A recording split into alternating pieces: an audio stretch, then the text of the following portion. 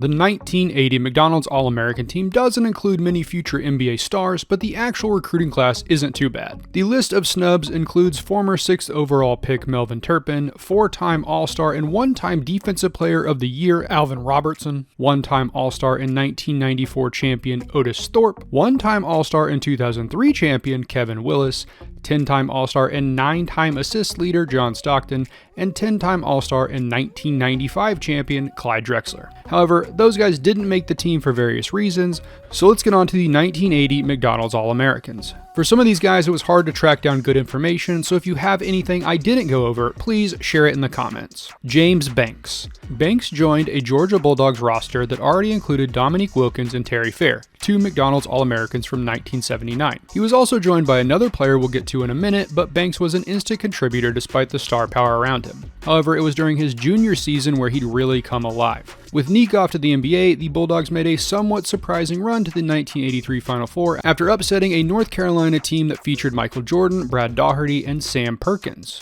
Banks led the team in scoring with 20 points, but couldn't recreate that magic against eventual champs NC State, leaving the Bulldogs short of a title run. He'd play one last year in college before heading to the 84 draft, where he was selected 48th overall by the 76ers. He never stepped on an NBA court, but did play for 14 seasons overseas. Then he got into coaching, working at the high school level for several years, a role he's still in as of 2022. Bret Bearup. While Bearup was never able to really capitalize on his potential during his time at Kentucky, he did work his way into a starting role by his senior season and averaged 6 points and 6 boards. After that season, Bear would stick around the game in one way or another, most notably becoming a financial advisor to athletes and celebrities. With his 100-plus client list, Bear was sometimes seen as a kingmaker amongst college coaches, but no one seems to ever have a truly bad word to say about the larger-than-life personality. Sadly, Bearup passed away in 2018. Carke Bynum. Bynum played high school ball in South Carolina and joined Larry Nance's Clemson Tigers for college ball. His freshman year was his statistical best, as his playing time dipped off every year he was in school. However, Bynum focused on his studies, and after going undrafted in '84, he started working at his family's insurance company after graduating. In 2000, he was a passenger on a British Airways flight when another person on the plane broke into the cockpit, attacked the pilot, and forced the plane into 2 nosedives. Bynum and a group of other passengers subdued the man until the plane could land, and he was given the Order of the Palmetto, South Carolina's highest honor for bravery. Unfortunately, Bynum passed away in 2007 from cancer. Russell Cross. The MVP of the 1980 McDonald's All-American game, Cross played high school ball at Manly on Chicago's west side. The 6'10 center went to Purdue for college. He set a Boilermaker freshman record for points, averaging nearly 17 a night. Cross continued to improve across his 3 years, averaging almost 18 points and more than 7 boards a night as a junior, while leading the team to the second round of the NCAA tournament. He was selected 6th overall by the Warriors in the '83 draft, but only averaged around 4 points coming off the bench during his lone NBA season. He'd bop around to a few more teams before heading overseas to play for 7 more years. Nowadays, it appears that Cross has become a motivational speaker and minister in Illinois. Matt Doherty. Doherty played his college ball at North Carolina. He came off the bench as a freshman and played well, but he really exploded onto the scene as a sophomore. Alongside fellow starters Michael Jordan, James Worthy, Sam Perkins, and Jimmy Black, Doherty won the '82 NCAA championship, sinking crucial free throws throughout the team's title run. He led the team in assists both of his next 2 years, but the Tar Heels never got back to the title game. Doherty was drafted 119th by the Cavs in the '84 draft. He never played in the NBA and left the game behind for a time, working on Wall Street for 3 years. However, he would soon get into coaching, notably working as the head coach at Notre Dame and North Carolina during the early 2000s, though his teams often struggled. After being fired from his job at SMU in 2012, Doherty got into broadcast but seems to be working as a motivational speaker nowadays. Kenny Fields. Fields was born in Iowa but played high school ball in Los Angeles. Thus, it's not too surprising that he ended up at UCLA for college. He was a double-digit scorer all 4 years, dropping 15 points and 6 boards a game over his career. Fields was a 3-time first-team All-Pac-10 and was named the 1983 Pac-10 Player of the Year. Fields was then drafted 21st overall by the Bucks in the '84 draft. While never more than a solid bench player, Fields did play for 4 years, averaging 6 points a night. He then spent a few years in the CBA before mostly retiring outside of a stint in the Portuguese League when he was 38. I've been unable to find any more information on Fields past 2000, so if you have anything, please share it. Vern Fleming. Fleming joined the Georgia Bulldogs alongside James Banks and was immediately one of the better players on the team, averaging 10 points a night as a freshman. His production would only grow over his 4-year career, culminating with nearly 20 points a night as a senior. For that, he was named a 3rd-team All-American and was drafted 18th overall by the Pacers in 1984. He played 11 seasons for the team, averaging around 12 points and 5 assists a night. He played one last year with the Nets in '96 before heading to France to finish out his career. Fleming would then serve as was an assistant coach with the Pacers for a few years in the early 2000s. I haven't been able to find out what he's been up to since, but he still seems to routinely attend Pacers games. Derek Harper. Harp was a stud guard for North Shore in West Palm Beach during high school,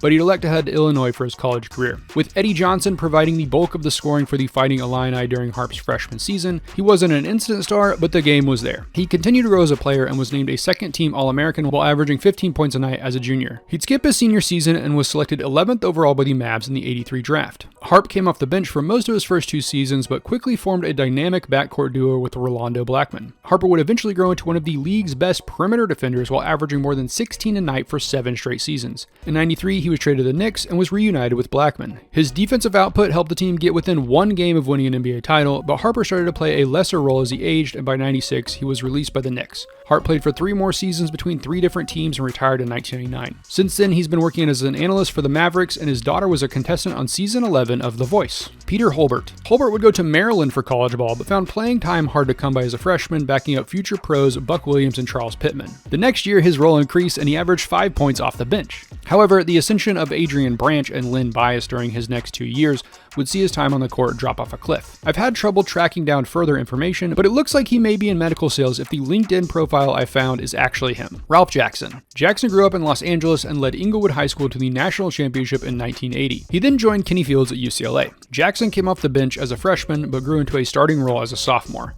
By his senior season, he was dropping 12.5 points and nearly 6 assists a night and was named to the All-Pac-10 first team. He was selected with the 71st pick by the Pacers in the '84 draft, but only played 1 game in the NBA, though he did nab 4 assists and 2 steals. Jackson would then kick around the CBA for a few more years before falling out of the game. It appears that he has been working as a financial advisor with a focus in sports and entertainment for the last few decades. Earl Jones. Slim Jones was born in West Virginia and grew to 7 feet by the end of his high school career. I couldn't track down the specifics, but during his senior year, his legal guardian convinced him to move to DC for school, where he continued to excel on the court. However, his grades were poor and his D1 offers were limited as a result. Slim would then enroll at the University of the District of Columbia, a D2 school, and his guardian William Robinson was appointed to be an assistant coach. During his 4 years at the D2 level, Jones averaged nearly 22 points a night and was a 3-time All-American, a 2-time D2 Player of the Year, and won the 1982 D2 championship. Because he'd been playing at a lower level, he was widely seen as a risk in the '84 draft, but the Lakers selected him 23rd overall. Unfortunately, injuries hampered his career, and Jones was only able to play in 2 games as a rookie. Technically, he did win a title with the Lakers that year, but he played almost no role in that championship. He then played in 12 games for the Bucks before spending much of the '80s playing across the CBA and overseas. I haven't been able to find much about his post-playing career, but he was inducted into the Small College Basketball Hall of Fame in 2018. Joe Kleine. After high school, the 7-footer went to Notre Dame, but decided to transfer to Arkansas after his freshman season. Kleine had to sit out for a year, but when he jumped into the starting lineup alongside Darrell Walker and Alvin Robertson, he was a force, averaging nearly a double-double during his 3 years as a Razorback. Kleine was then selected with the 6th pick in the '85 draft by the Kings. While he never averaged double figures, Taco Joe carved out a 15-year NBA career across 7 different teams, winning a title alongside Michael Jordan in 1998. He also appeared alongside Whoopi Goldberg in the 1996 classic, Eddie. After retiring in 2000, Kleine would jump into coaching at the AAU and high school level back in Little Rock, Arkansas until 2007, when he was hired to be the assistant coach at the University of Arkansas in Little Rock. He left that position in 2015 and currently works as a restaurant owner with several Corky's barbecue locations. Jim Master. Master left Fort Wayne, Indiana as one of the best players from the state and took his game to Kentucky alongside Bret Bearup and Melvin Turpin. That recruiting class was widely regarded as one of the better classes in UK's history to that point, and Masters was seen as one of the best outside shooters in the country. He came off the bench as a freshman but still played well. He continued to grow as a player and the team kept winning. By his senior year, the team made it all the way to the Final Four. He was one of 5 Kentucky players to be selected in the '84 draft when he was picked 127th by the Hawks. However, he would never play a game in the NBA. Instead, he would move into a career as a financial advisor, a position he was still working in as of 2013. Glenn Mayers. Okay. Y'all are going to have to help me with this one in the comments. The only thing I could find about Mayers online is that he attended Oak Hill Academy for high school and spent a single year at Wake Forest where he averaged 3.5 points off the bench. If you have further information, please share it below. Tim McCormick. McCormick was born in Detroit and went to Michigan for college. He only played 3 years in college because he missed his sophomore season. He came back and was a double-digit scorer in both of his last 2 seasons, helping the Wolverines win the 1984 NIT championship. He was then selected 12th overall by the Cavs in the '84 draft, but was traded to the Bullets and then the Supersonics on draft day. McCormick was able to carve out a solid 10-year career, though he might be most notable for being involved in several big trades. That included being one of the players sent to Philly to get Seattle the pick it needed to select Shawn Kemp, and being traded from the Rockets to the Bucks for Kenny Smith. McCormick retired after the '92 season and works as a broadcaster in Detroit. Lonnie McFarlan. McFarlan went to St. Joseph's for college ball and became one of the team's leading scorers by his sophomore year. As a junior, he would average 16 points a night, but his collegiate career is most fondly remembered for a game-winning pass he had against #1 seed DePaul in the NCAA tournament as a freshman. I haven't been able to uncover why he didn't play during his senior season, but a video from 2014 confirms that he did get his degree and, after going undrafted, has become a food sales rep. Ricky Norton. Norton would keep it local and head to the University of Arkansas for college ball. During his first 3 years, minutes were tough to come by, but the 6'2" guard continued to work on his game, particularly his defense, and was a starter as a senior, helping the Razorbacks to a top 10 ranking in the second round of the NCAA tournament. He went undrafted after college and held several different positions around Arkansas, including stints with International Paper and All Care Pharmacy.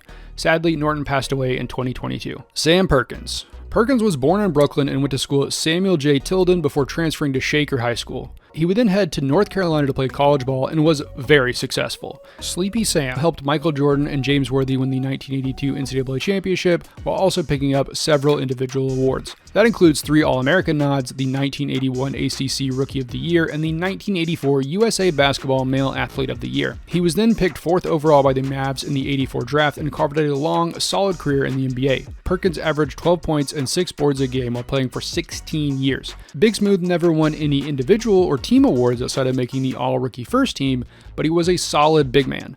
After retiring following the 2001 season, Perkins would stick around the game, working as a vice president of player relations for the Pacers for a few years and currently holding various summer camps in North Carolina. Jim Petersen. Petersen was born in Minnesota, so it wasn't a big surprise when he became a Golden Gopher. His first 3 years weren't incredible, but he did average 11 points and 7 assists a night as a senior. Pete was selected 51st overall by the Rockets in the '84 draft and backed up Hakeem Olajuwon and Ralph Sampson for several years. Sampson started to struggle with injuries during the '86-'87 season, and Pete filled in well, averaging 11 points and 7 boards. He was traded to the Kings in '88 and then sent to Golden State in '89. Pete would play 2 more years before retiring after the '92 season. He then took a position for the MBPA Player Divisions program, bringing seminars about things like HIV and AIDS, financial planning, and career planning post-basketball to NBA locker rooms. Pete also worked in broadcast for the Timberwolves starting in 2003 and was made the assistant coach for the WNBA's Minnesota Lynx in 2008. He stuck with the team until 2017 when he stepped down and moved back into full-time broadcasting. Doc Rivers. Rivers spent 3 years at Marquette, averaging 14 points and just under 5 assists for his career. He would then head to the '83 NBA draft where he was selected 31st overall by the Hawks. Playing alongside Dominique Wilkins, Rivers grew into an all-star level talent, making the team in 1988. Rivers was only recently passed by Trae Young for the most assists in franchise history, but his skill can't be doubted.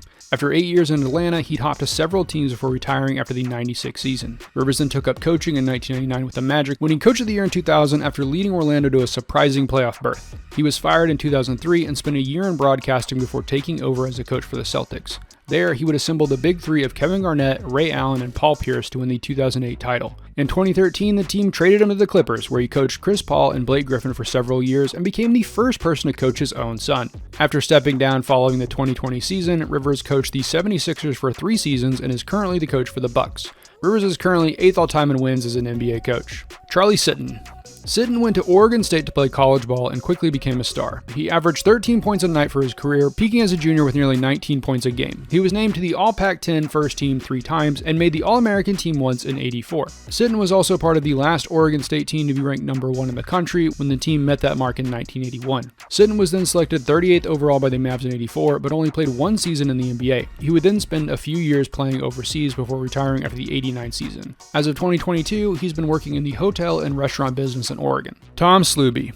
Sluby went to Notre Dame for college and struggled for playing time as a freshman. During his sophomore year, he was limited to just 11 games but started them all. Coming back as a junior, he was again limited, but Sluby broke out as a senior, dropping nearly 19 points a night to lead the Irish in scoring. He was then selected with the 41st pick by the Mavs in the '84 draft. Sluby only played 31 games in the NBA, averaging 2.4 points off the bench. He then went back to Notre Dame to earn his MBA and serve as an assistant coach. Since then, it appears he's been working in sales in New Jersey. Barry Spencer. Like Sluby, Spencer went to Notre Dame. He was used sparingly as a freshman, but saw his role grow as a sophomore, averaging 6 points and 4.5 boards and starting 20 games. However, poor grades would keep him off the floor for much of his final 2 seasons. It's worth noting though that Spencer was trying to play ball and manage an intense course load as an architecture major. Thankfully, he turned it around and earned his degree in 1985, making him the only scholarship player to finish the architecture program under Digger Phelps during his time as the school's head coach. Presumably, he continues to work in that position today, but I've been unable to track him down.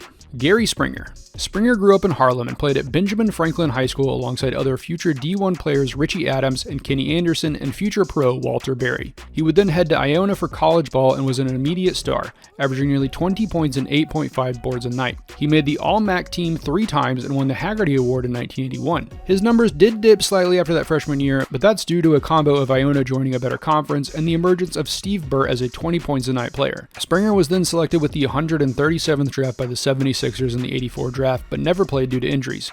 He'd spent a few years playing overseas and in the CBA before retiring. Springer has had 3 kids, all of whom played at the D1 level, with his youngest son Jaden becoming the 28th pick by the 76ers in 2021. He currently plays for the Celtics.